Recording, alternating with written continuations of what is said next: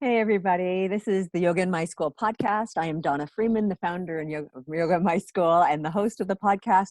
Thank you so much for joining us today to either listen or watch as we broadcast. I chose to broadcast from my backyard today because it is about 8 o'clock in the morning. Here it is a beautiful blue sky day. There are no mosquitoes yet, and I figure I would take advantage of being able to be outside. So you might hear birds or maybe my dog in the background and just embrace that. All right. So today, broadcast and our episode is inspired because a very enterprising young man sent me an email. And in his email, he gave me a link to a yoga documentary that they had just finished. And he just invited me to watch it. And I did. And immediately in this documentary, it started to speak to me because it talked about how yoga isn't about the physicality. It isn't about being flexible. It isn't about looking a certain way. It is about the change that can happen inside of our hearts and our minds. And to me, that is really the mission of yoga. And so I sat transfixed and watched the entire documentary and then reached out in response and said, yes, yes, yes, yes, we need to have a chat. And he was kind enough to give me some of his time, and I'm sure that we will benefit from his insights and from the process of bringing this documentary together. And so I appreciate your time today. Cobb Rogers, thank you so much for joining us. And so tell us a little bit about your background and kind of how you came to be sharing a documentary with random strangers on the internet. Yeah, of course. First of all, thank you for having me. I appreciate you having me on the show and taking the time to watch the documentary that we put together, Your Brain on Yoga. And, I just love that it resonated with you in that way. And, that's pretty much the overall mission of why we created the documentary. And we'll get into that a little bit further, but it's just glad to hear that it sat well with you and that you had such a positive reaction to it. It makes me feel like we're headed down the right path. So yes, my name is Cobb Rogers. I wouldn't say that I'm new to the yoga world, but new to it in that it's become what I guess day over the last about yoga was something that I did as a teenager, actually, and I came to it from a different perspective than I have on it at the moment. I actually came to it from the perspective that I think most of Western society has about yoga right now, which is the fitness aspect. I, played sports when I was a kid and thought, luckily I went to a school where yoga was offered as one of our electives. I know that's kind of a rare occasion, and I know you teach yoga in school, so it's, there's a great connection there. But once again, I came to it for a different reason and left my first class realizing that there was much more than that. I'd always struggled with anxiety, but just kind of felt like certain situations just affected me more than others, and that's just kind of the way it was. And once again, it took me sitting in my first yoga class, forcing myself to stay in that yoga class, because trust me, I wanted to leave like 100 times. And once again, just sitting with myself and being, learning to be comfortable in the uncomfortable, which I think is such an important part of not just your yoga practice, but I think just experiences in general, and growing in general, to kind of realize not only do I maybe have, this health issue, and it's, something that I should be, paying attention to, but, this practice might be something that can actually, help benefit that and help kind of deal with the day-to-day struggles of what I was feeling. So then, fast forward, and unfortunately the world of, college and then a job, and then I moved into the corporate world, actually. My yoga practice took a bit of a backseat. And in that time, I had a mother growing up that had been dealing with some mental struggles herself her entire life. And, this gets a little emotional, but she definitely coped with that utilizing substances. So a lot of my, childhood was kind of spent visiting her in rehabilitation centers or making sure she was okay, checking in on her, which very well may have been some of the underlying causes of my own personal anxiety. And, she was never able to find substance as kind of a way to turn to zero and not have to think about her own, mental struggle, similar to what I was just saying. She didn't want to sit with herself. She just wanted to not have to think about it. Mhm. So once again, I'm in my own world. I'm in the corporate world, graduated college. I'm doing development for a petroleum company, which is something I never thought I'd be doing, but I was doing at the time. And my mother has a bad horseback, actually. Needs to be rushed into immediate surgery for her neck and her back. And actually, it's so bad, induced coma for 3 weeks after the surgery, so she wouldn't move at all because she needed to heal, which is great that they did, but also a very scary thing, medically speaking. And fast forward a little, physical rehab, and one of the doctors recommended that she actually attempt to try yoga and talk to some yoga instructors about actually just going to a class and just winging it. Definitely don't do an online platform because you need to be kind of taught how to do it. And I think he, even at the time, had recommended actually going to see a yoga therapist specifically. And once again, she had a similar experience that I did in her first yoga class. In that she was find a place where she could kind of be with herself, but see it in a positive, and left that yoga class. Apparently a completely different, now 5+ years sober since last, and is now an avid yogi. Her practice usually leads her to 2 classes a day. She's become addicted to the yoga rush, I guess, that she gets, and she takes a variety of classes. Change her overall wellness and her mental health, and just kind of the way that she looks at life more half full as opposed to 3/4 empty. So once again, I'm doing my own thing. She's, I'm hearing about how her whole life is turning around and changing, and I'm so happy about it. And I become so inspired that I started doing some research on it. How has yoga affected other people in this way? I always thought of it as kind of a fitness, routine, which is so narrow-minded of me now that I think about it. But it's the way kind of Western society at the moment is kind of funneling this information to us. So once again, I started doing a bit of research on this. I know that I had a great experience with it, but it wasn't, in my mind, at least at that time, as big as, the experience my mother had. I wanted to know what kind of life-altering experiences had people had getting into their practice, or, starting their practice and growing from that. And there are hundreds, if not thousands, of stories on the internet about people, like these amazing positive stories. They're so inspiring, about people overcoming the most tragic things, utilizing, just returning to their mat and their everyday practice. And it was amazing to hear that, we weren't, singular in this, very inspiring kind of, story and practice.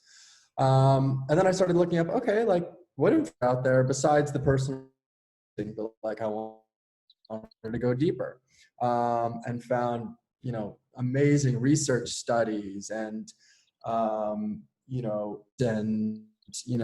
again, a lot more kind of like educational textbook style information. A lot of it either coming from or being accredited to Dr. Satbin Khalsa, who we actually worked with in the documentary. He's a Harvard professor. I believe you know him. We spoke about it a little bit. Because he kind of led the path in terms of saying, hey, this is a real necessity occurring medically left and right, and we're kind of, and this is something that needs us, but researched and looked into a lot more deep. Doing that for for, God, I think since like the 1970s, so quite some time. But once again, that information is amazing and, great, but it's not the most palatable information. It's dense. You really got to sit down and get ready to you're going to school when you're reading these things. The everyday person, it just might not be approachable information. It's intimidating as, going to your first physical yoga class. Also, a very intimidating thing. So, and what I wasn't able to find online was, once again, kind of what I'm speaking to, the approachable version of this. There was the amazing stories, there was the highly, detailed, kind of dense, book style research studies. Then there was this, yoga classes, and it jumped, and I was like, whoa, okay, there seems to be a hole here that we're missing of information. And it's great if you're kind of in a world is close to you, in that whether it's, your setting or your financial standpoint. I mean, let's be honest. It's not, for everybody in the world, it's not, something that you can do on a regular basis is just go to a yoga class. Luckily, there are a lot of donation-based classes these days, but even if you're in a financial standpoint to do it, you might not be in a setting where a yoga class is even close to you. Once again, we're lucky enough to live in a world where they seem to be popping up left and right, which is amazing. But if you live in the middle of Blairsville, Georgia, there might not be a studio within 45 minutes of you, and to make that trek on a daily basis with everything else going on in your life just might not be something that is doable for the everyday person. So once again, now I'm going, there's a hole here, and I'm it was all I could think about. I would be sitting in my office in between meetings, either talking to people on the phone with these personal stories of mental triumph using yoga, or thinking about what information that could be approachable to everybody and could kind of be that universal resource that was missing. And it just kept festering in my head. It was like a virus almost. It was crazy. And it finally got to the point where I called my mother and I said, you did this to me. You have basically changed my whole perspective on what I want to be doing. It's all I can think about these days. It's, to me, it's amazing that you've been able to get to the point where you are. Also not fair to me that everybody can't, get to that point, or at least know that, there is a resource out there to try. We're not claiming all with Yoga Pose that we're the answer. And we're not claiming that you're going to have the same experience that, the person right next to you with a similar situation may have had. But we want to be, a tool in your tool chest to try. So once again, I just kind of literally decided one day sitting in my office that I was going to walk away and start something that truly meant something to me. Very and that cool. was roughly a year ago now. Yeah. So once you sent me the documentary, I did a little bit of research, right? And so I got onto Yoga Pose and I opened up all the tabs and spent a good while investigating the website you've created and the resources you've created. And I love the fact that on Yoga Pose, you guys group postures according to symptoms or maybe a diagnosis or something like that. And so you have yoga for anxiety and yoga for just all of these little things, whether, for backache, for this, for that. And that's how a lot of people, I think, come to yoga, because they got something going on. I've got arthritis, and can I even do yoga? Because I'm not, the typical yogi, that I see on magazines and, on YouTube videos. So can I do this with whatever it is that I've got going on physically or mentally? And I really applaud the fact that you guys have kind of said, okay, here are some poses that can be beneficial for that particular symptom. So tell me a little bit about that process of going, from just saying, okay, here's a down dog, how you do it, here's tree, here's mountain, here are all these poses, here's what they're good for. But you guys went a very different route. You went, if you've got this going on, try these. Yeah. So, the reason we did that was once again to be universal. We, attract yogis who might actually be looking for more information on whether it's deepening their practice, or once again, maybe they already know the, specific benefits of some of these poses. We wanted to attract the person that didn't know they needed yoga yet. We want this to become a universally known as a complementary alternative medicine. For us to bridge the gap between yoga and ailment relief, we couldn't just be hitting the yogis. We needed to make this information, once again, I keep using this word, but palatable or approachable. So as opposed to just calling them by by the Sanskrit name, which we offer this information as well. We needed to make it comfortable for someone who is just going like, hey, I have back pain. Like, what can I do? We realize that most people don't have this information. The population of yogis, while growing on a daily basis, is much smaller than the population of non-yogis. But once again, so we needed to find a way to create this this resource for everybody. The individual categories where we're actually, if you're experiencing X, try A, B, and C. We're giving the audience something that they can actually relate to, hopefully. That's the end goal. And we always say, always talk to your doctor, by the way, before doing any of this. Once again, take what we're offering you as a resource and a tool, but don't ever, skip what from a medically professional standpoint, or uncomfortable with just because we state that something's great for back pain doesn't mean that everybody should be doing that. And it's very important to remember that. We definitely want to stress that point, that every body is different, and that what once again, what might work for me may not work for you. But we just like to be out there and to be a resource. And we've been getting some phenomenal feedback, and we consistently are getting more and more feedback these days in our inbox of like, hey, I deal with this. I noticed you didn't have a category. It'd be so cool if you had poses on this. So that list that you see now is like, who knows what it's going to be like, in the next phase. It's going to be hundreds of categories. But that, once again, we want to be able to offer what the people are looking for, what our audience wants. And once again, I think it's a lot of people who typically wouldn't be looking for yoga as the resource. The fact that we're offering it for, we call them ailments or symptoms, I think is going to open up a lot of people's eyes. And I'm doing a lot of spotlights and profiles on people who have actually, seen relief or experienced relief through these poses, so that, more and more people can kind of yoga can be a lot more than just a fitness routine. Yeah, and for me, like I run yoga teacher trainings and all this kind of stuff. And for me, as a resource for those people who are coming up and becoming instructors, I will send them your way, because so often I'll have clients and participants in my class, and they will approach me and say, "Hey, I've got such and such, right? Or this is something that I'm working with and dealing with in my life, and what yoga can I do specifically for that?" Right? And it's like that question comes to me as an instructor all the time, right?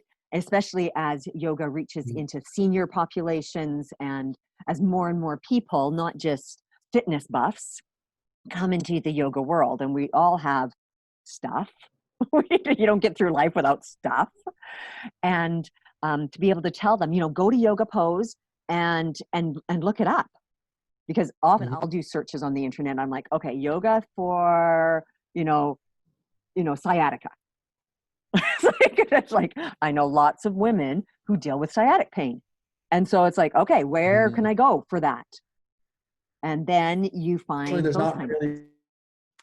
not really a resource for that at the moment, at least something that's all kind of in one consistent, like authoritative place. Obviously there's a lot of phenomenal resources on the internet, and as much as it's kind of hard to navigate, YouTube is actually a resource. I mean, there's some amazing yogis out there putting out Yeah. some really, really informative content. But just like everywhere else on the internet that's not regulated, it's a big, bad, scary place, and you can get a lot of misinformation Mhm. there. So it's important to kind of understand where that information is coming from, and make sure, once again, it's from some sort of educated, informative, authoritative place, so that what you're doing is actually beneficial for you. And that was, once again, a big part of what we wanted to create here, at Yoga Pose and with the platform. So I'm so excited to hear that you'll be sending students my way. Oh, yes, for sure. All right, so let's talk a little bit more about this documentary and about the combination of yoga and mental health, which is, um, a beautiful, beautiful combination. And as you said, there's more and more research here. And I think that for many people, they kind of enter the yoga world for a physical standpoint, and then they Mhm. realize, hey, this is so good for my brain and for my mind. Yep. and and that's often what keeps people there, is that moment of calm and perspective that they gain. So talk a little bit about the process of this documentary, and some of the research behind it, and how was it working with Mental Health America to produce this work of art? Yeah. So, the whole reason we started this documentary, I mean, to me, the mental health aspect really the inspiration behind, why we did, Yoga Pose in the first place. Uh, is such a story of mental triumph utilizing this practice, that, once again, this is kind of where the wheels started kind of turning. And originally, this wasn't going to be a documentary, funny enough. And I don't know if we state this anywhere on the website. If you were in some of our initial conversations when we were launching Yoga Pose, you may have known this. But originally, it was actually going to be a live streamed physical event. We were always in partnership with Mental Health America, and that was really important to us, because I think that was going to be a way that we, once again, legitimized this idea of yoga as a complementary alternative medicine. And I had reached out to them early on when we were talking about this event, that turned into the documentary. And they immediately were extremely excited about this, because they received a lot of questions about yoga. And they have a section on complementary alternative medicines on their website. Yoga, because obviously that is one of the key CAMs, they call them, CAMs, out there to benefit people, but they didn't have a whole lot of information. So they were really excited immediately, and their team has been absolutely phenomenal. By the way, I can't speak higher about that role. And everybody that I've worked with or come encounter with over there, they asking for it, but to connect with. Once again, I think a lot of what's out there is more so the fitness aspect. There's not a lot of people in terms of like larger platforms focusing on not just the mental health benefits, but once again, more of the science of it, more of the ailment relief of yoga. So once again, this was going to be a big live streamed physical event in Santa Monica, actually. That's where I'm born and raised. That's where my mother lives. And she has a lot of support for everything that she's gone through there. So we were going to hold it there. Yes. And it was for Mental Health Month, of course, because that's very important to us. Going to be for Mental Health America, and for spreading mental health awareness. But there was a little piece of it in my mind as well that and I didn't publicize this, but that was for my mother specifically, and it was like a tribute to her that I was kind of keeping to myself a little bit. But it was important to me to do it there in like her hometown, where she was going to be I think proud of where she had become, because I think that's an important part for her as well, is continuing on like the excitement of what she's become, or who she's become. So anyways, it was going to be a big physical event on the promenade. We were going to live stream it for free on our website, so that we could globalize this and get this out there, and once again do our part in kind of bridging that gap between yoga and mental health. We were going to have a bunch of it was going to be a fun day. But it was going to be a one-day thing, and that was kind of going to be it. And then COVID happened. And now, obviously, the event happening, which is good, obviously, socially distant, and that's important. And, this is this crisis that we're in right now. I almost hate to say this, but is bigger than our mission. Scary to say, because to me, our mission is everything, but obviously what's happening right now in the world with this pandemic is trumps that. Figure out what we're going to do. We've already gotten so many people excited about this idea that we have something on date. We have all these wonderful speakers lined up, and these yoga teachers, and these people with personal stories, and medical professionals and professors, and all the wheels have kind of turned, and we've got a live stream crew.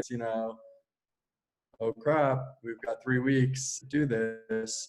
What do we do? And we felt like, now more than ever, we couldn't do nothing. We had to offer something. Obviously, with what's going on with the pandemic, there's a lot of mental instability in people. I mean, it's a scary, stressful, anxiety-ridden time.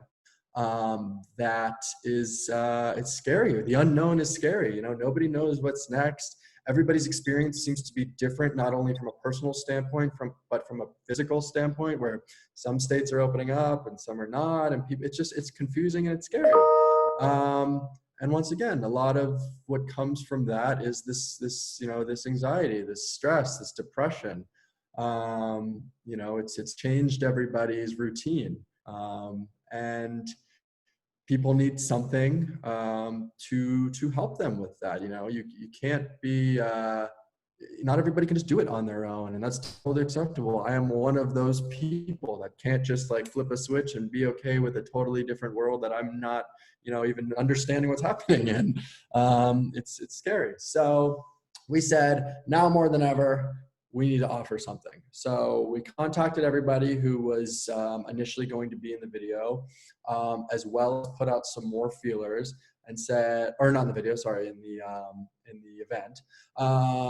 And said, you know what, we're gonna do this documentary style. We're gonna offer the same sort of information, but we're gonna get submissions from individuals from the comfort of their own home. Anybody who wants to partake in this can partake in this. You just need to send us your submission and your experience, whether that's, once again, through research or personal experience on the connection between yoga and mental health.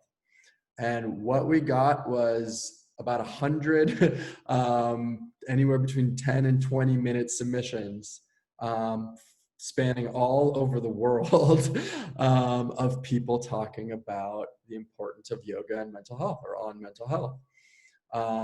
And that response was, first of all, it took me back.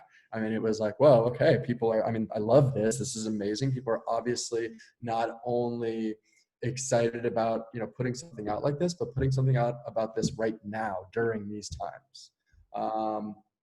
So we basically took in all these submissions, and then had to kind of create a storyline from there, which was an interesting process. We worked with one of the most amazing, producers I've ever kind of working with. Not that I've worked with many, but and who actually is a yoga teacher herself as well, and in a past life was a producer. So she not only understood our mission, but understood where we the process we needed to get there. So she made the experience absolutely wonderful. And we were able to kind of string these stories together to create a really engaging, informative film on the connection between yoga and mental health. And obviously, we have, hundreds of hours of footage basically at this point, or, not hundreds, but about 100 hours of footage at this point, that we, could have put out there. But, we wanted to make something that, once again, was accessible and palatable to the everyday, not just specifically someone who's already interested in yoga and mental health. Maybe someone who, didn't even realize that the two were connected and could watch this, once again, engaging in depth, but short enough to where it's so palatable and shareable, and it didn't go too much into the medical side of things.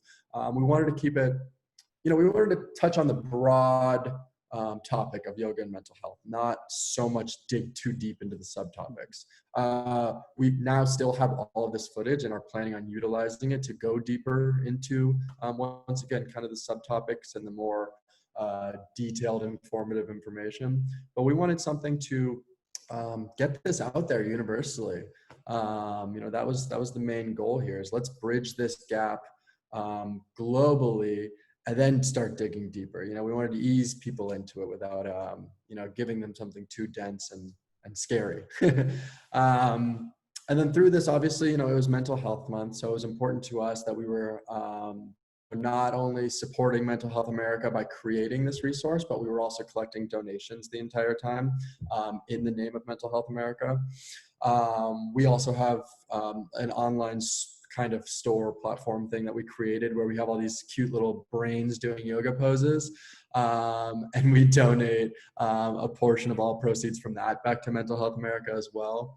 So that connection to me, like I mentioned earlier, is not only very important on a personal level, but I think for the overall mission of where we want to get with Yoga Pose and how we want people to perceive yoga, hopefully in the very near future. Yeah.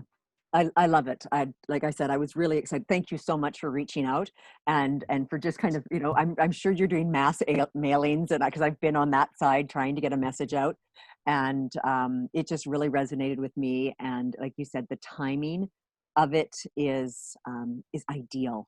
Is absolutely ideal, that it being Mental Health Month, that you are partnering with Mental Health America, that so many people right now are really struggling with this new situation we've all found ourselves in, and quarantine, loneliness, depression, anxiety, grief. There's so much going on, and for you to offer this is a great blessing, I think, to people, and will reach people in unique and wonderful ways. So thank you, and just giving people the platform to share their story is so powerful. So thank you very much for the hard work and the many hours that have gone into this. All right, but thank you. I'm sorry, I missed like a second because the video quality got a little iffy. Yeah. It is a COVID day, I think. It is just one of those days where we're going to have a few little hiccups, and I hope those who are listening and watching will be patient and understand that there are powers beyond our control when we do these things live like this. But I do encourage people who are listening and who are watching to add your stories in the comments, because I know how powerful testimony is.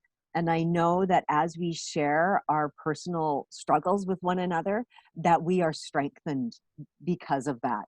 And so if you're listening, add how yoga has helped you with your mental health. I know for me, it brings such clarity that it is kind of that step away from the insanity moment, and then to connect with self. I often call it coming home to myself is my yoga practice. And when I do that, everything else kind of makes sense.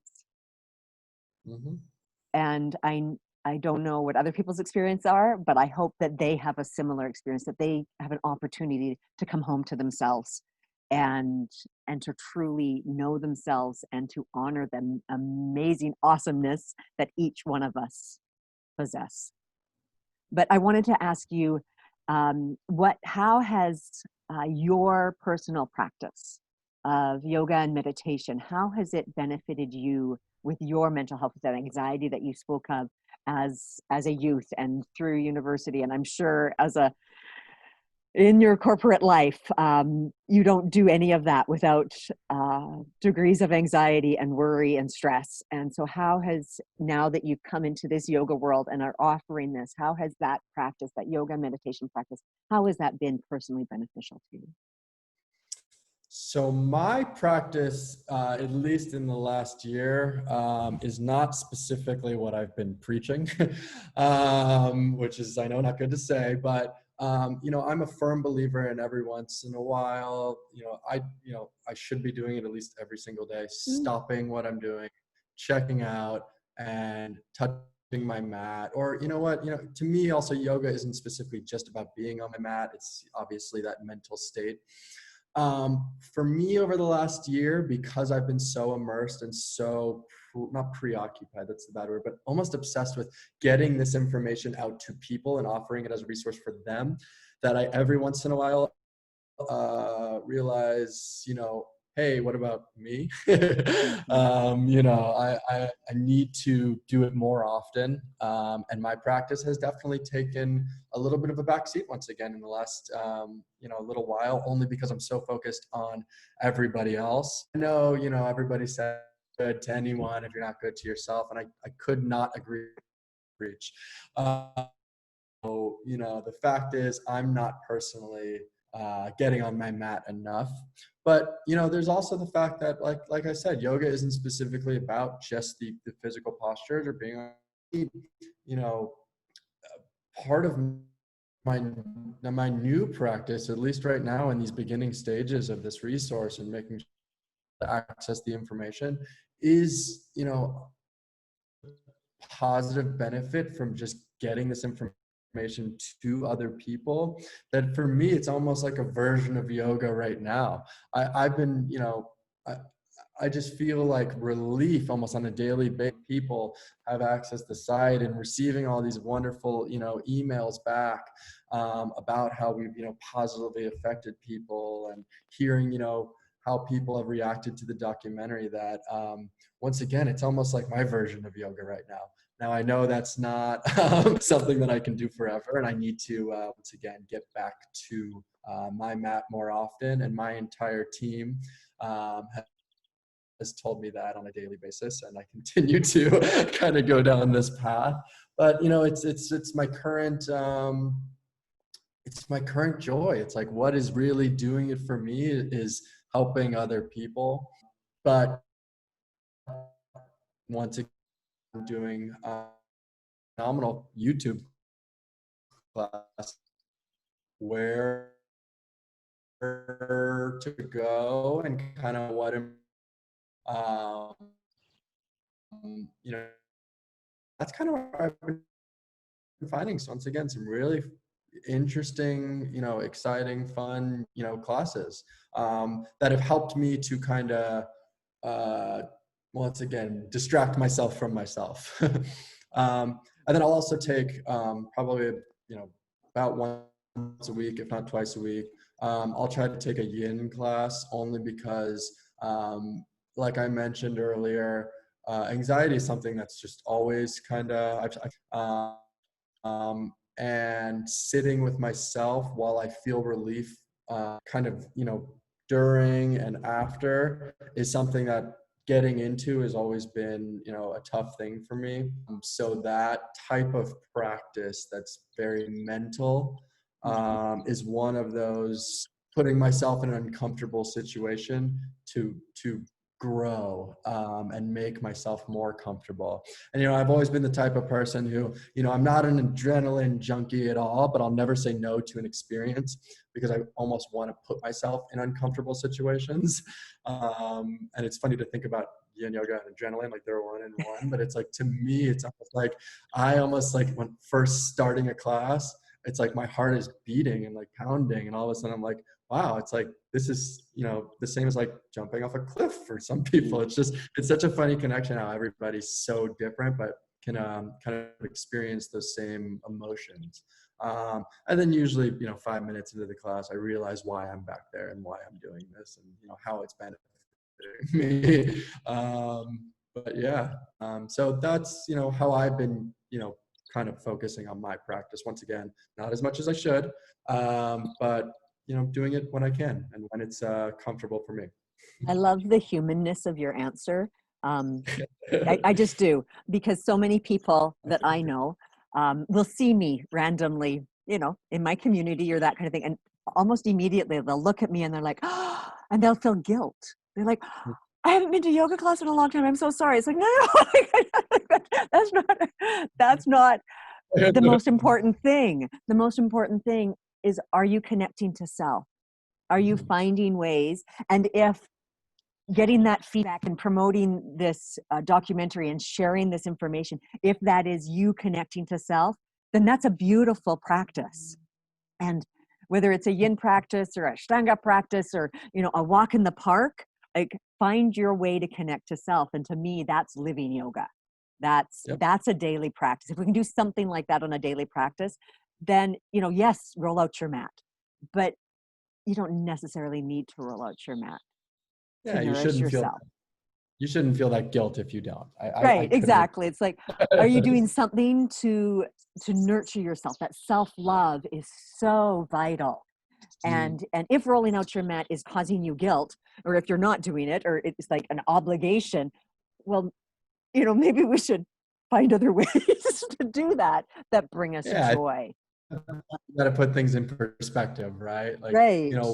What was the purpose of putting your mat out in the first place? Don't force yourself to do it if it's not something that at that moment is going to be beneficial.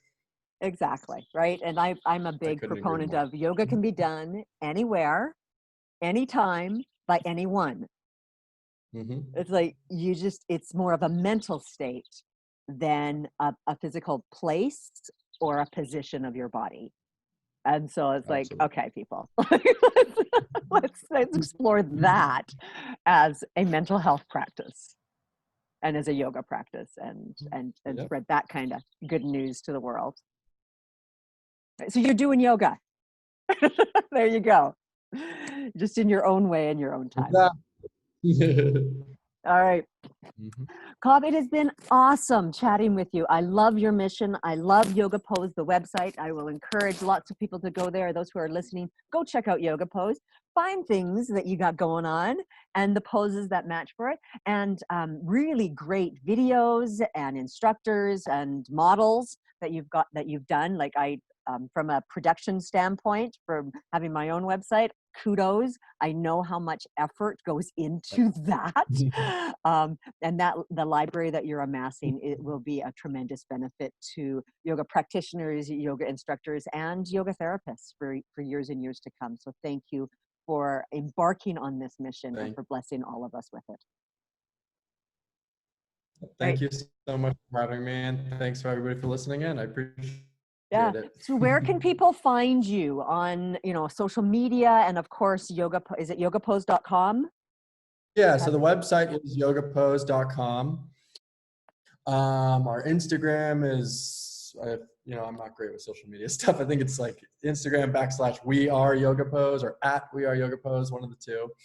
Our Facebook is the same, We Are Yoga Pose. But if you go to our website, once again, www.yogapose.com, you'll be able to find a link to the documentary that we spoke about, daily articles. You can join our newsletter. We send out a pose of the day.